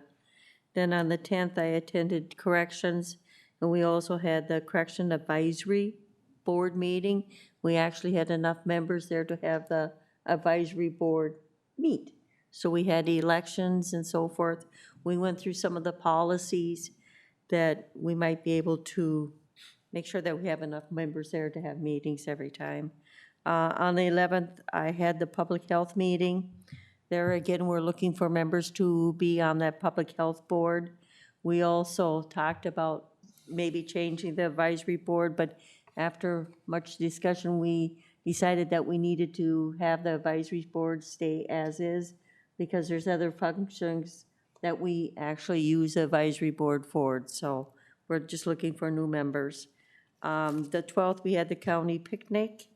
13th, I attended the annual solid waste meeting, and I think the building is absolutely unbelievable from where it was a few years ago. Very, very nice.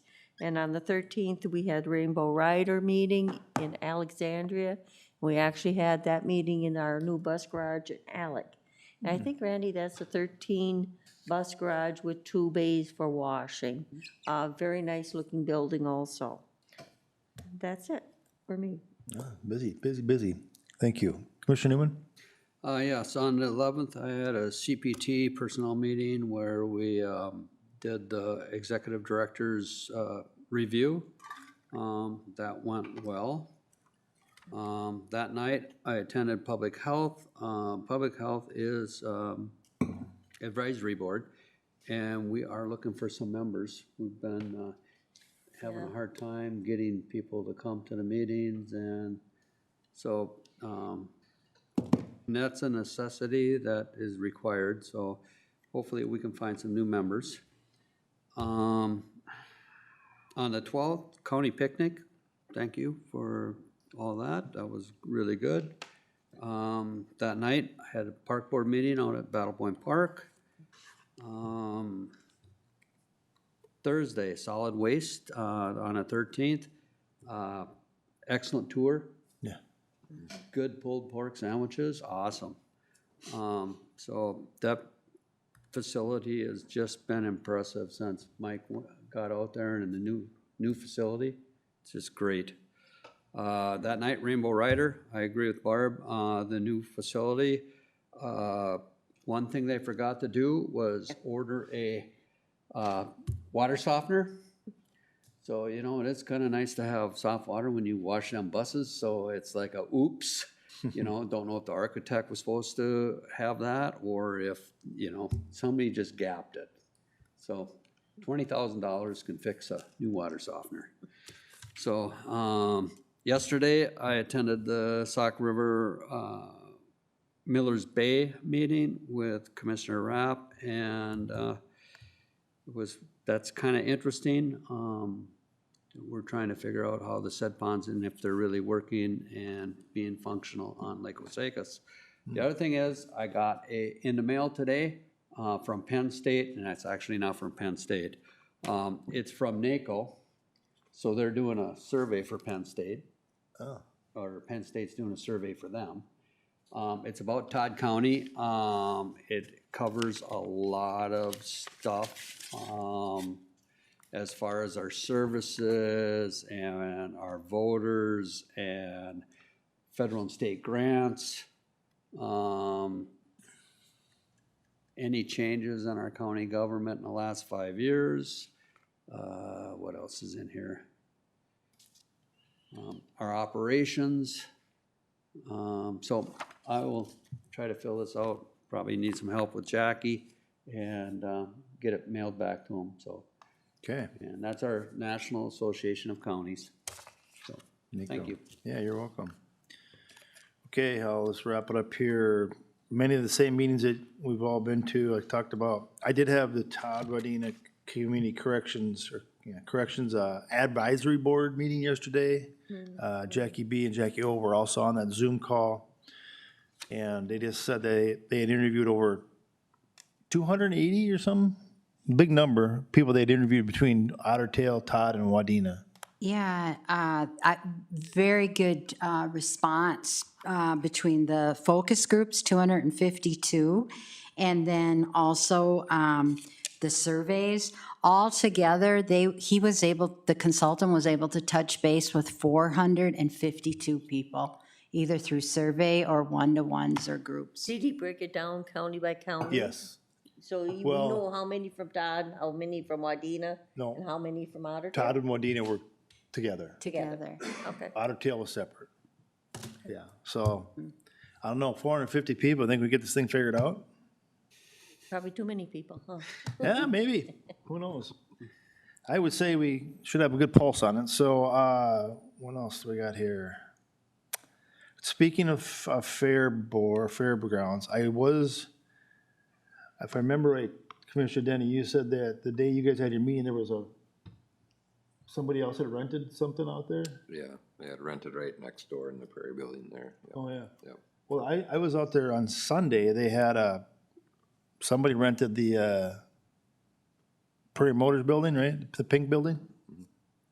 Yeah, so it's getting, I don't know, it was getting a lot of use, or was that a party or That something? would have to go through the Ag Society. Ag if Society? they Ag Society. Yeah, I mean, there was 40 cars out there. I think it was a birthday party or maybe a quinceanera or something like that.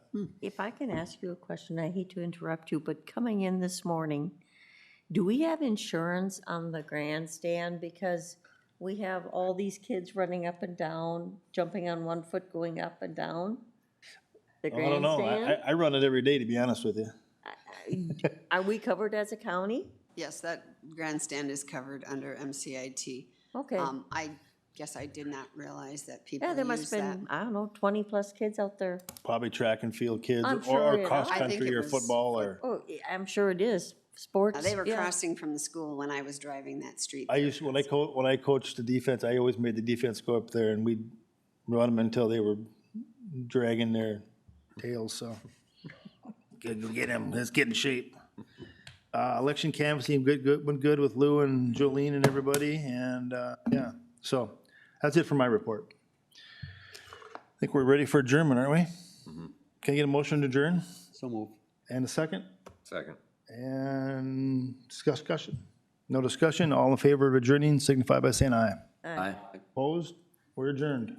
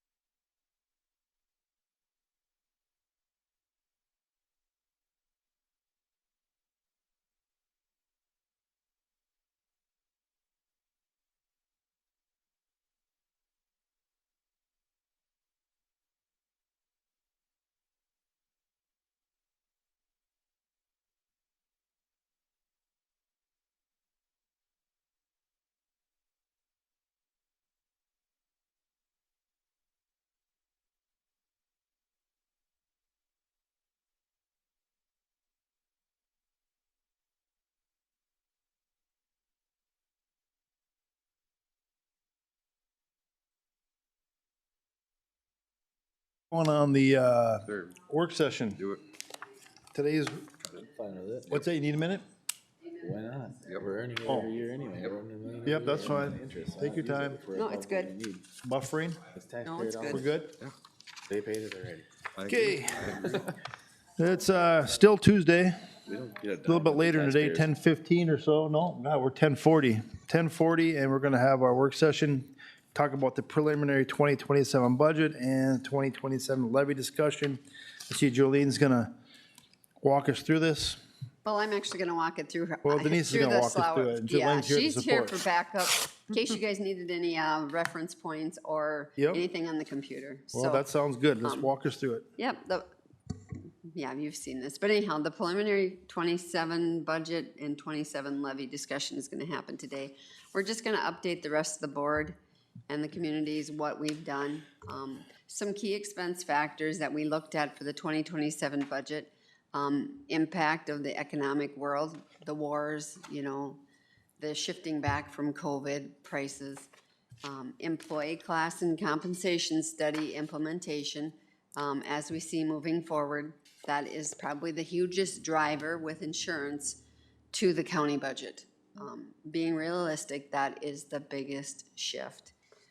State cost shifts, you guys are well aware that mandates are implemented, items are cut or reduced, and that affects the county dollars as well. Capital improvement, we have items in there that, they continue to go up. We're looking at, alternate fund sources for those projects so it doesn't hit the levy as hard. Really doing our homework on that. Moving along, the Finance Committee, just to give you a timeline and so people know what we were doing. May 22nd is when our office sent out all the budget sheets to all the county departments for them to get a look at it and work on it and see what they needed and what they could cut. So the Finance Committee started a first round of reviews with departments, and those dates were held on June 4th, June 18th, and June 25th, just to get through all the departments and give them time for them to come in and present to the Finance Committee what they actually needed in their budget and where they thought they could make cuts. The first look at our preliminary totals was ugly. The net budget was an increase from last year, 16.2, and the overall net levy was 18.23%. So that would be our levy amount that taxation would take place on. So quite huge, made us realize there's things we really need to look at moving forward. The next slide is the timeline continues. After seeing that number, and it was shocking, the Finance Committee decided to have a second review and call departments back in. So those dates were held July 2nd, July 14th, and July, August. And I list these dates so that everybody realizes that this isn't just we throw numbers out there. This is actually fine-tuned. We go line by line. I know the two commissioners that sit on it, when we would come back, they would pull out little line items that we hadn't looked at the first time, and so they did a very good job sitting in the Finance Committee and really thoroughly going through all of this. So after that second round, we got the overall budget reduction of down 4.71 decreased, and then the overall net levy reduction went down to 5.19 of a decrease. More to change that, if you wanted to go lower, more budget reductions happened in this shift, and that's why the levy went down as well, because, or kind of went up, it stayed stagnant, because we found out after implementing all the numbers that when CPA came in, we got less money. So county program aid, unfortunately, did go down for the county, so that affected the overall levy for us. Oh, I'm Denise, sorry. Just one question, did it go down across the whole state, or did they pick and choose counties?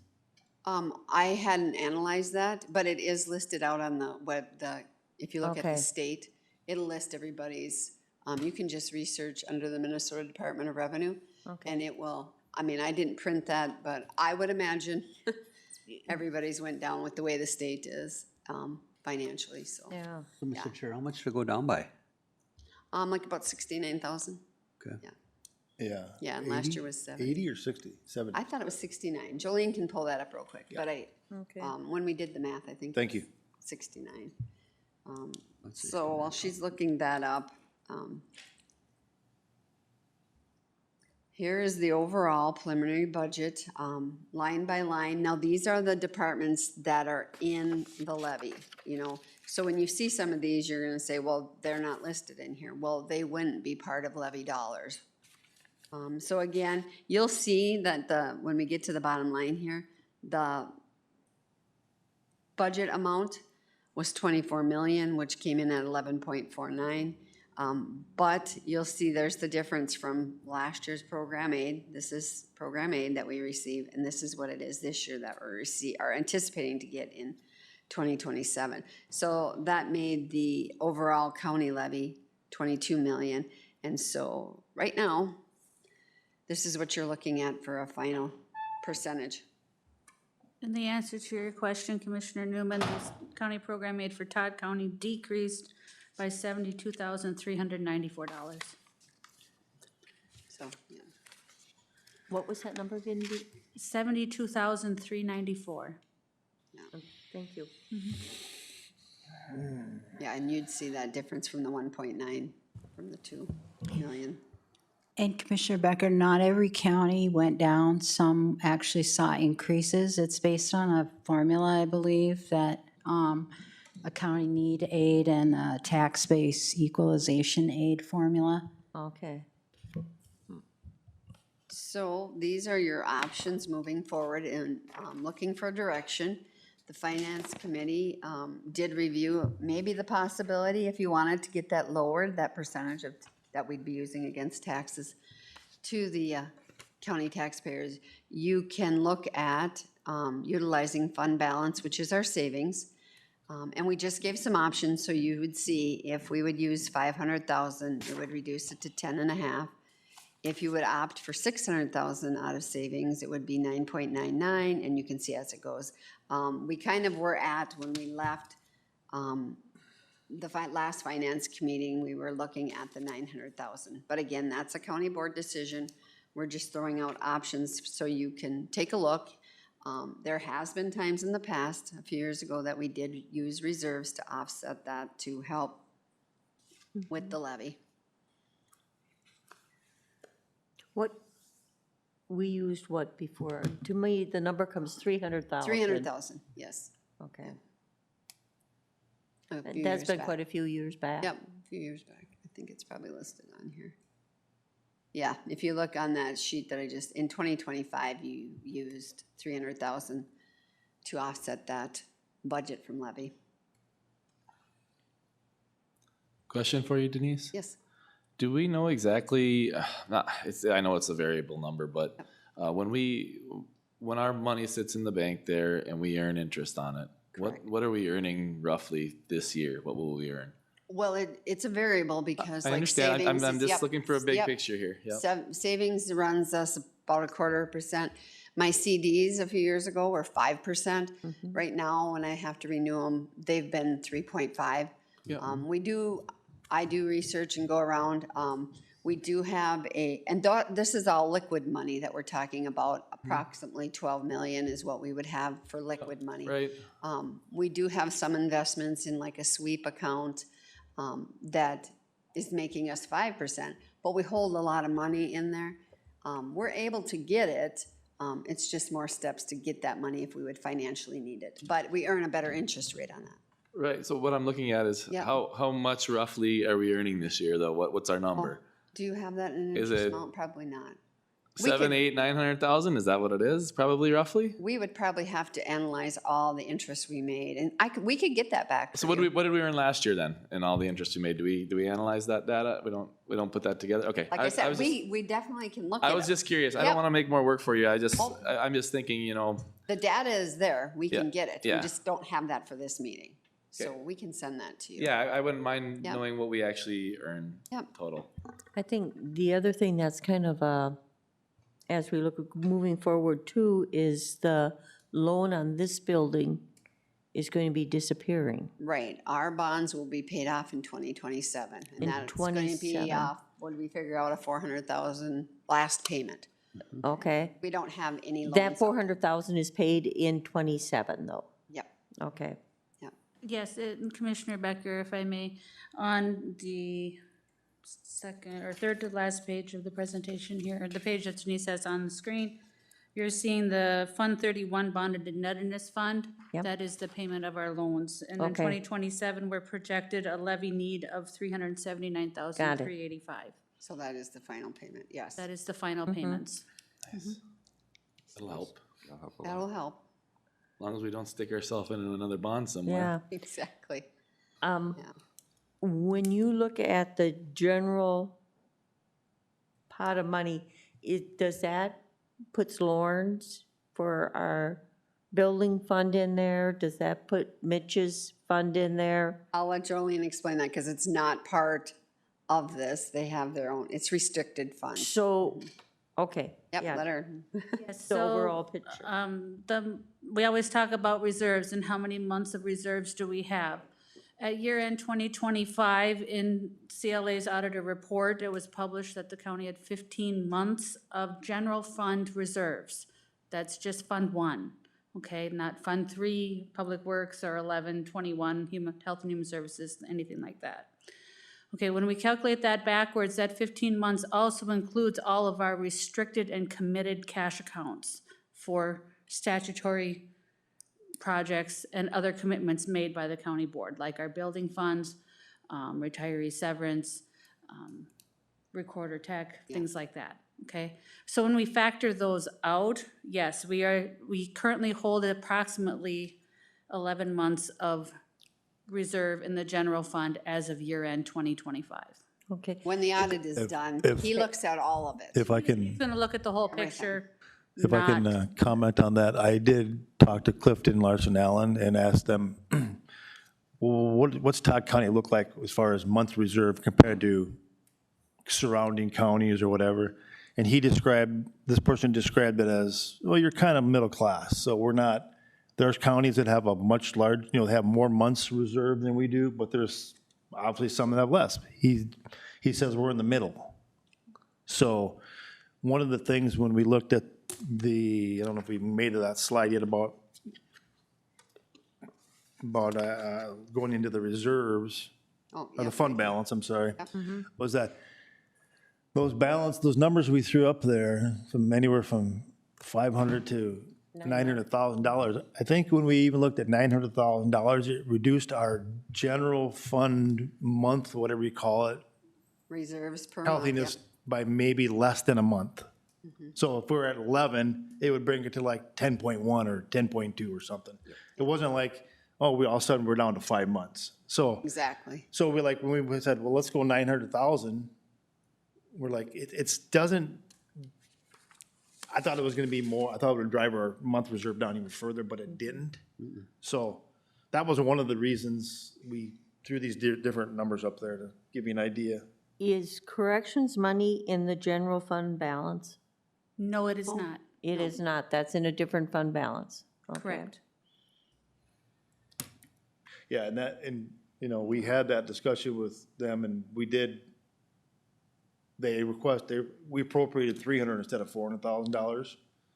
And Mike, the interim director, was, we might be coming back to you, and we said, well, we'll cross that bridge when it happens. Yeah, you get a high rise out of Ottertail, no, from that. Yeah, and the story is, we don't want it, we're trying not to, we took the stance, let's not appropriate, let's not levy for things that are what-ifs. And hopefuls, and like, what's the need, what's the need only. Okay. Am I describing that right, Tim and Yep, you are. Jolene, Denise? Yep, that is correct. So you took no money out of Public Works Fund? Because we've taken money out of Public Works funds in past years. Yeah, for we that didn't. building fund. Oh, no. The funds? And then because that's where we've taken it out before. We And that's really a healthy That- fund. That was not, Commissioner Becker, that was not funded. It was just not funded, but we left the amount the same. We actually were considering the building fund a little bit of an increase for a what if, and then we said, no what ifs. And where's Mitch's fund? Is that on here or not? Facilities is part of the general fund. Right. So you won't see that breakdown on this sheet. And what is he holding? His balance as of year end? You know, Capital improvement? on capital, would that be capital? That's not on here That is either. not, That's not, no. so his capital improvement was like 1.9 is what we, Okay, and did you guys I know increase that or keep that the same? Was the same Just- with we just kept that. 200? Or 500,000 in there? No, 2. 200,000, We allotted 200,000 in the 2027 budget. okay. I don't know if And you any, did ask about Public Works, and that was, he did look at stuff that he took away. I believe dust control was one of them he removed, and if I'm looking at my notes. To me, that's program that should have been I think the fund, eliminated before. the fund that, it's, the technology fund is a fund that there's some stuff that we thought we'd have to do in 27 that are probably gonna be able to be pushed later, but there's also something else on the horizon, I can't remember what it was. I'm talking about two things here, The but fobbing, the key and everything. yeah, that, was all. so we left it the same because we knew it was. See, we put extra money in there 2 years ago, 3 years ago. In Mitch's. Not Mitch's, but Elisa's. Technology. We Technology. established Yes. that a couple years ago. Oh, that's when we established it, We okay. hadn't had one, and moving forward, she Yeah. needed one with all the cybersecurity and running into Microsoft that we have to change to. Yeah, Yeah. So, yes, hers started that fund pot like other restricted or committed I mean, funds. we did talk about the fair and budgeted another 5,000. That's probably one of the only things that got more money, and the justification was that we truly believe that the revenue will exceed that $5,000 by some of the things that they're looking at doing. And those are improvements that are like, you know, if you pour concrete, it's there for 30 years. You're not, but the thing of it is we're pouring the concrete, the county's picking up the bill, the fair board's not picking up that Well, bill. that one's not specifically for Plus, concrete. plus but- like Well, the 10 on the outside, the county picked up that Correct, bill, yeah, not the fair board. right, but the fair board, like, as far as getting like an entertainment, you know, like, if you don't have an entertainment for a night, you lose all the revenue from that Oh, night. So absolutely. it was- How did they turn out? You know, just, are they They'll be holding coming, even, making money? they'll be coming forward and giving a presentation here. I think they're gonna give us a presentation here before the, I mean, Next, Yeah. They usually come in couple months. September, because they usually like to have right. their audit. and is I like- think, and I think they've still got some things out there Right. outlying yet that haven't come through. Yeah. Bills that need to be paid, things still- like that, that they're just still- aren't set in stone yet, so. They're still And paying things get bills, more that's- and more expensive. Yeah, I they mean, do. as sad as it But, is.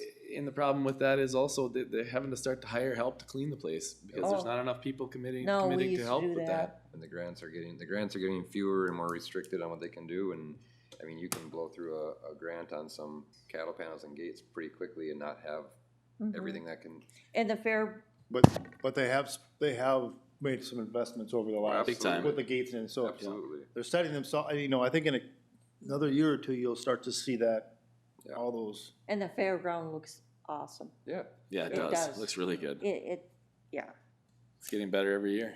yeah, I don't disagree. And also just to comment, moving forward for 2027, the biggest driver when every department came in, Well, wages. wages and insurance. We Wages knew and that. insurance. Yeah, I just wanted to reiterate that because Yeah. that's the biggest driver of all of this. And we're not the only county dealing with the wages and benefits dilemma. I mean, that's, Yeah.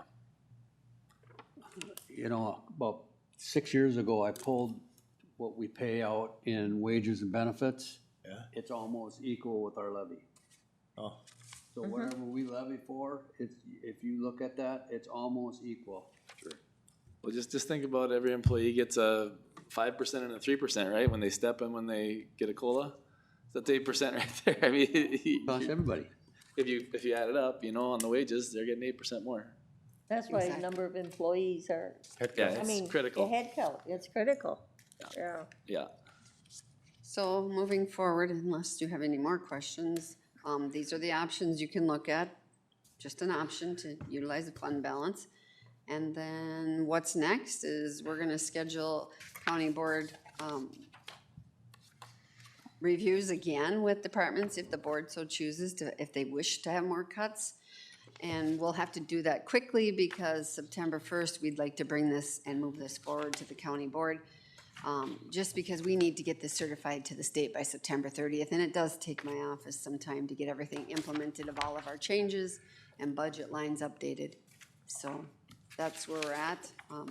If you have any direction, please advise the finance committee and we'll move forward with your suggestions and So options. we should get solicit input from the commissioners, either here or however they want to get it to you, and then we'll Right. meet We'll last meet time. one and- final time as the finance. When's your Before. last finance meeting? September 1, isn't it? No, we'll have to meet the next week or so. Yes, Oh, yeah. exactly. Yep. And then also, you do get all of our minutes of our financial we do. meeting that are very defined and Yeah. clear. I would They say, we went through, I thought, at least more exhaustive than the previous year when I was on finance, and light items that were like travel, subscriptions, I mean, people that, whatever, those were pretty much cut in half, I would say. I think that was a good idea to go by those line items as well, because I think individuals probably just continued to roll that over. Yeah. And over time, maybe that changed. Maybe something they had for a subscription now is on an now is like electronic. So they probably didn't need to be paying or budgeting 2,000. Maybe we took it down to 500 because things are electronic now. So that's, when Mr. Commissioner Byers talks about that, that's when we say we went line by line by line. I know, No. we went line by line, and I'm like, oh, that's only 50 grand, we gotta figure more out here, but it all adds up, right? I mean, I told everybody, this is the year we gotta lift up every cushion, look for every penny, nickel, quarter we got, and put it in the bank, try to decrease the levy is what I'm trying to say, so. Yeah. 2026, we did capital cuts from Public Works, 2027, law enforcement stepped up and is helping with a lot of their dedicated funds, EE 911, gun stuff. Sometimes everybody takes a little bit, sometimes certain people step up, so And we did proud ask. of them for them doing that, that was good. Excuse me, I'm sorry to And they interrupt you, can- but we did ask a lot of those departments that get grant money or that special funding from the state, we asked them to utilize that for their purchases or expenses they have to. Yeah. to offset that, to help out the levy. Anyway, let's get back to the committee or to the AT, what you guys feel, or you want to talk about now, whatever. Mr. Chair, I got a question. Go for it. All right. Scenario, 8.47 on a $400,000 home valuation.